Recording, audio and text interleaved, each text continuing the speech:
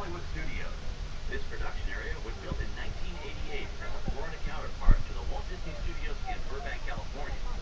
We included sound stages, recording studios, high-tech editing rooms, all the tools needed to create movies, TV shows, and radio broadcasts. We've even got our very own water tower, too.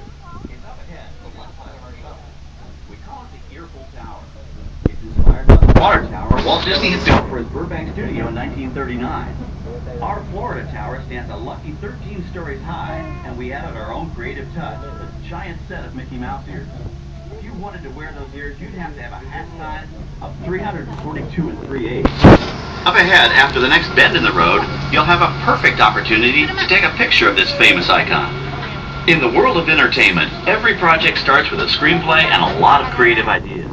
The production studio is where the ideas of writers, producers, and directors are transformed into on-screen reality.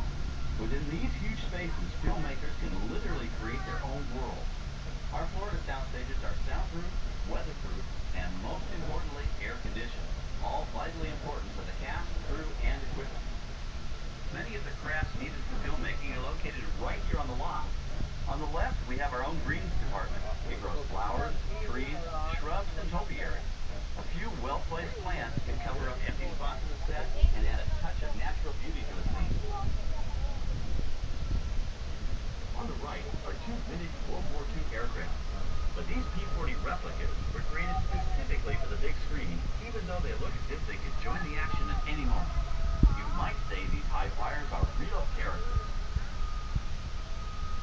Oh, keep your cameras focused to the right. We're coming up on that perfect angle of the Earful Tower I told you about. It's a true masterpiece.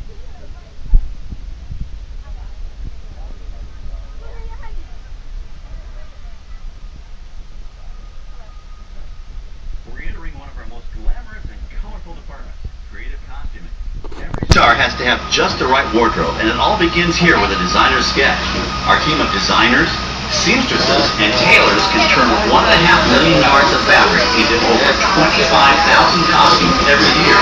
Many of these costumes will become part of the shows and attractions of the Walt Disney World Resort. In fact, here in Florida, we have the largest working wardrobe department in the world.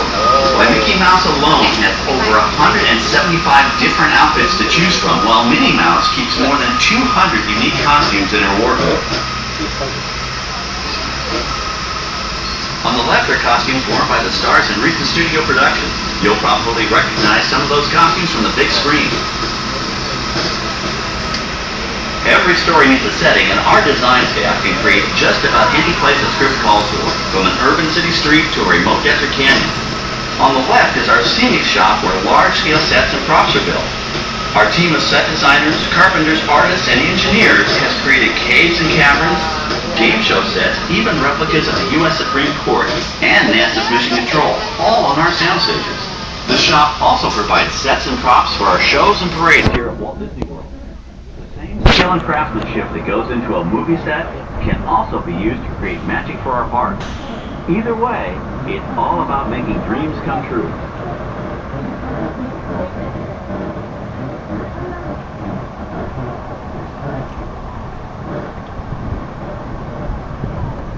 Now we're entering a zone we call the Boneyard. It's an outdoor storage area for oversized props and vehicles. Cars, trucks, boats, planes, we often save these props in case we need them for future production. In this Backlot collection, you may find real working vehicles, non-working mock-ups, and even large-scale miniatures used in special effects shots. Large-scale models create a more convincing illusion on camera.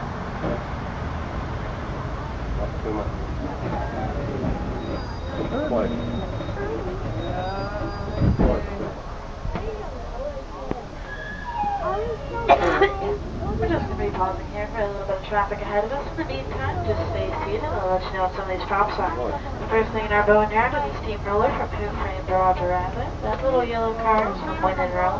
Herbie the Love Bug from Herbie Fully Reloaded. The charging station is from Surrogate. That little green lawnmower is from an Elite Teen and G-Force, and the Land Rover is from Mission of Mars.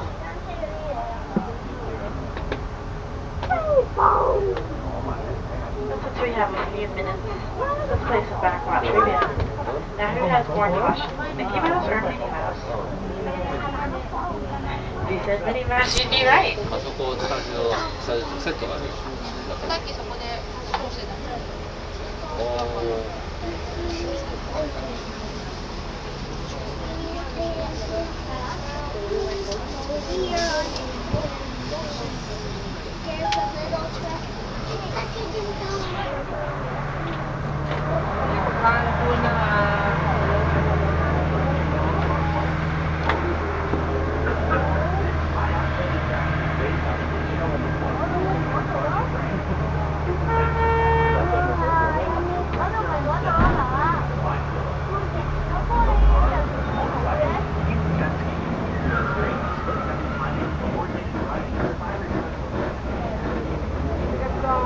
We're now passing by the sets for our Lights, Motors, Action Extreme Stunt Show. On the left, you may catch a glimpse of the Mediterranean fishing village that sets the stage for this thrilling attraction. We'll get a closer look at it soon, but for now, we're approaching one of the largest standing sets on our back lot. It's over on the right. It may not look like much from this angle, but it's pretty spectacular on the other side.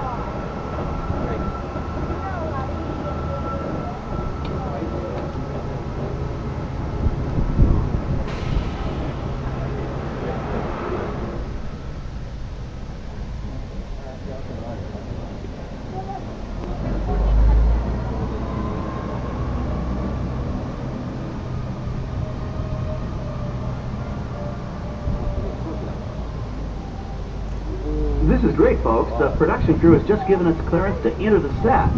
Hello, Backlot Tour. I'm Amy, a production coordinator here at the studios. I can see your shuttle heading toward our canyon set. I've given your driver permission to come in and take a look around. I'm up here with our effects crew, and we're getting ready to shoot a test sequence.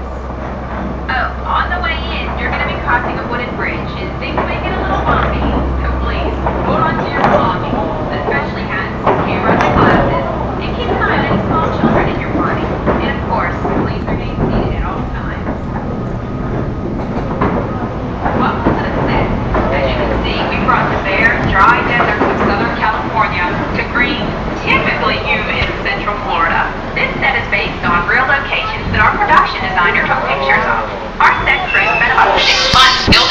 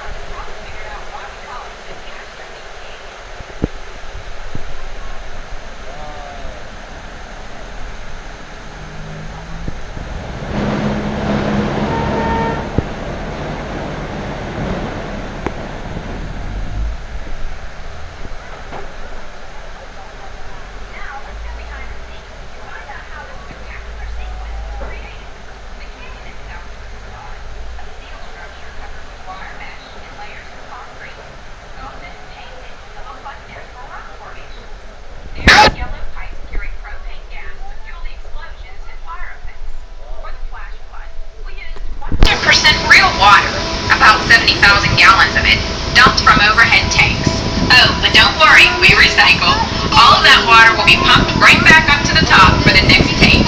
We shoot some of the water through air cannons for an extra dynamic effect.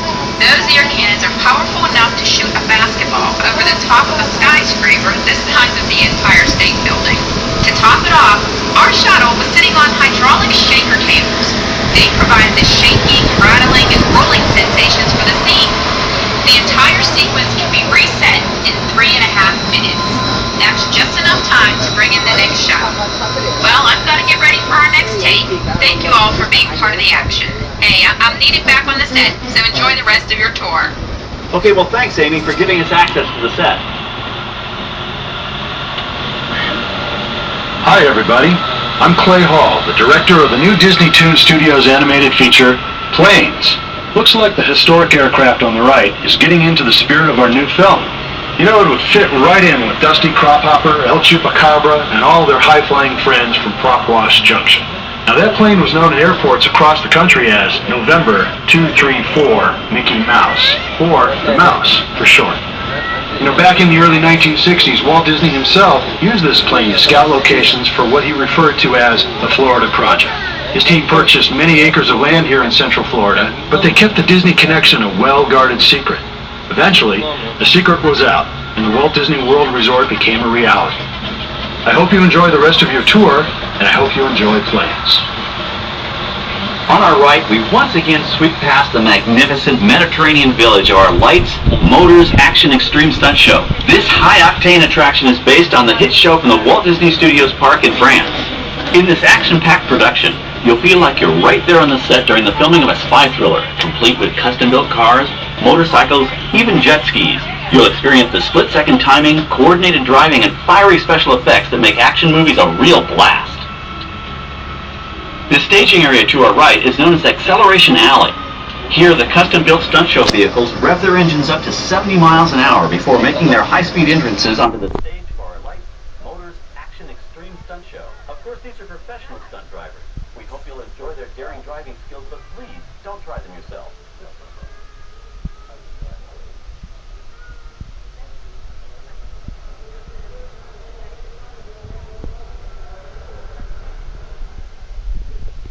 On the left, we've reached our second boneyard with more historic props and vehicles. When we reuse older props in a new production, they're often refitted with custom parts and given a whole new color scheme. You might not even recognize them the next time you see them on screen. For instance, coming up is our friend Herbie the Love Bug. He went through a special demolition derby makeover. Those dents and dings were added on purpose, but he can be polished up as good as new for his next starring role.